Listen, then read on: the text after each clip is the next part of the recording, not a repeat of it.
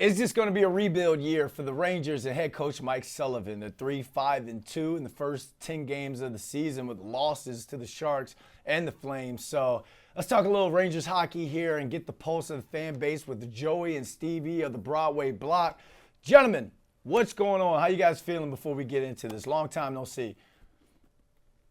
I'm doing good, man. I need a win tonight in Vancouver, and I'll be doing a little better. Stevie, you feeling all right? Yeah, suffice to say, I'm still a little bit optimistic, but not a whole lot to like right now in Rangers world for sure. All right, Stevie, let's get a little glass half full approach. And I'll start with you on this first question, and then I'll go to you, Joey.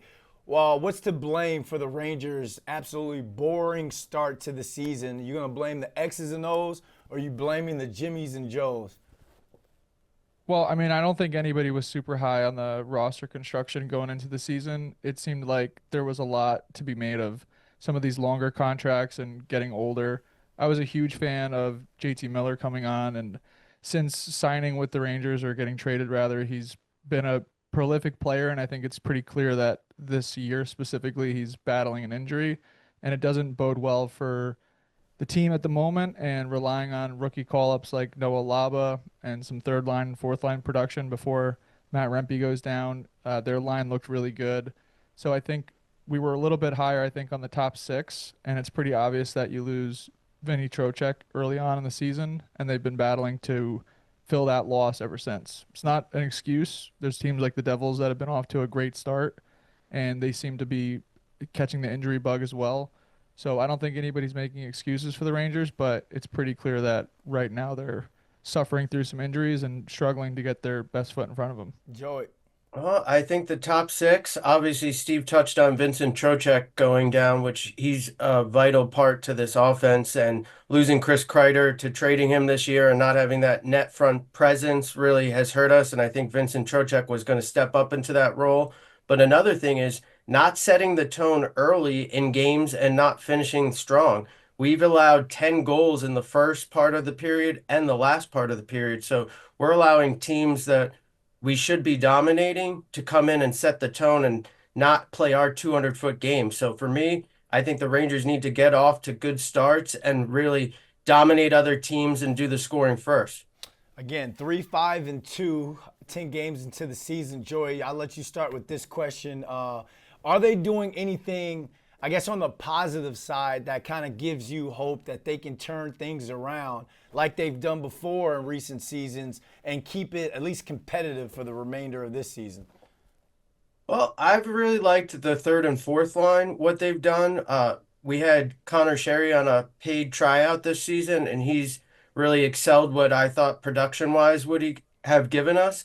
Also, the besides Matt Rempe going down, the fourth line has been giving us great production, and Sam Carrick has been a madman fighting people, putting shots on net, which we've been having a problem with. And for me, I think that's been the really positive side. Also, Vincent Trocheck is our normally our face go-to face-off guy, and face-offs have still been above 50% for us. I think last week they were around 53%.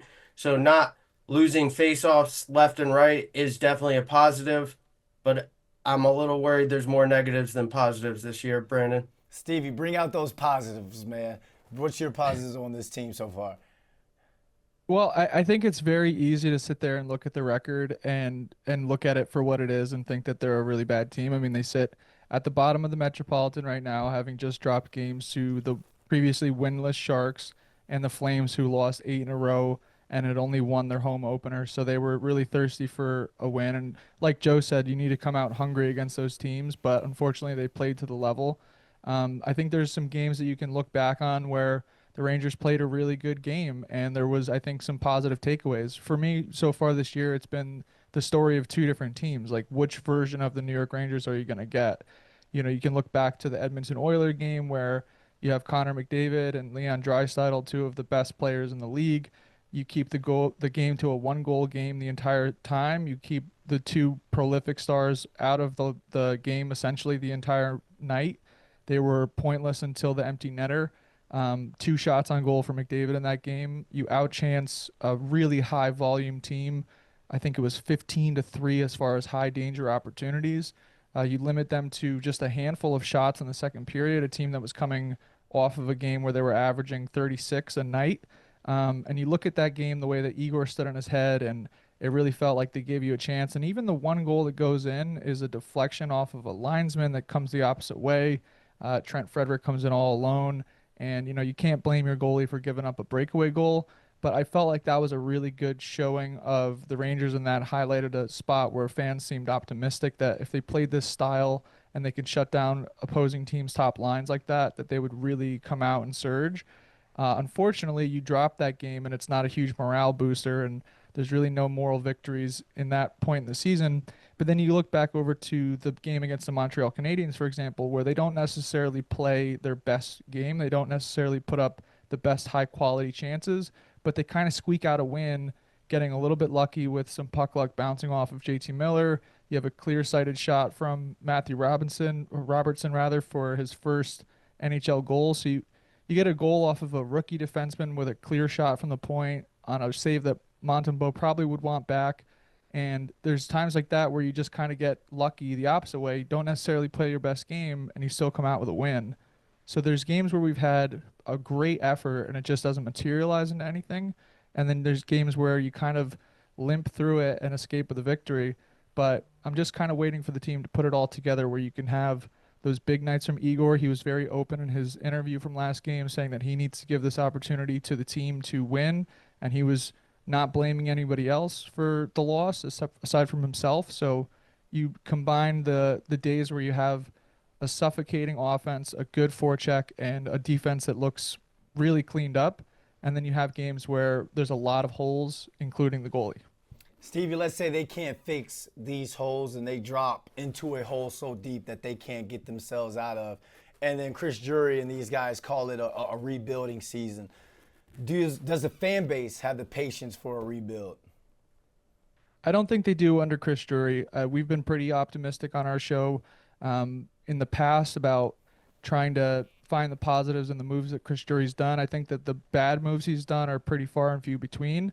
However, New York media, man, it's really, you have to have a team that is not just borderline successful, not on the cusp. You need to have a team that's winning and one of the contenders in the league. And I think fans have lost their patience, and to some degree, ourselves included. It is rough to watch year after year as players are getting older and contracts aren't going anywhere. You look at some of the players that could be stood to be moved. I mean, there's not a lot of options. There's not a lot of trade value in certain guys. You have Brendan Othman, who's a struggling prospect at the moment, picked in the first round, highly touted. I think fans are excited about Gabe Perreault, but it's not enough to really build off of right now. So you got to find some value maybe in swapping out a guy like Othman. It doesn't bode well for his value, having had not a lot of NHL experience and a lot of NHL success. Artemi Panarin, who eats up one of the biggest percentages of the cap, is due to have his contract expire this year. And it does seem to me, especially with the free agency all but taken now, with guys like Connor McDavid and Kirill Kaprizov all signed to their respective teams, Jack Eichel, the list was massive.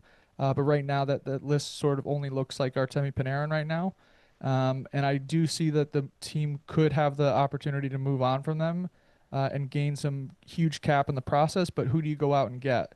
And do you want to waste another season and squander another opportunity with guys like Igor and Fox in the prime of their career and prolong this a little bit further? So there's going to be a lot of heavy decisions to make. We had Linda Cohn on our show, and we all kind of agreed that nobody really wants the job that Chris Drury has. Joey, finish us off. Final thought. Does the fan base have patience for a rebuilding season? No, it's New York City. We're starved for a championship in all major sports right now.